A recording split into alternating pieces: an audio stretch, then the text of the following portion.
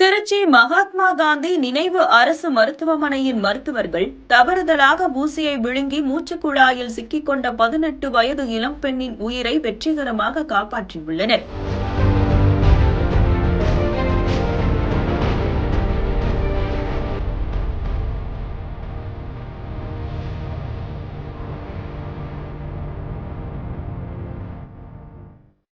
Trichy IMIT நகரைச் சேர்ந்த அப்பெண் ஜூலை 5ஆம் தேதியன்று ஊசியை விழுங்கிய நிலையில் அவசர சிகிச்சை பிரிவில் அனுமதிக்கப்பட்டார்.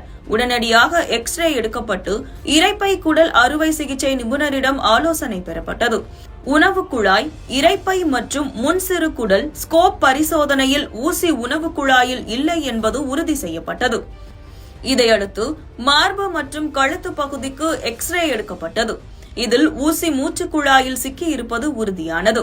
மறுநாள் ஜூலை 6ஆம் தேதியன்று காலை 7:45 மணியளவில் மயக்க மருந்து நிபுணர்கள் முன்னிலையில் கடினமான பிராங்கோஸ்கோபி மூலம் ஊசி வெற்றிகரமாக அகற்றப்பட்டது.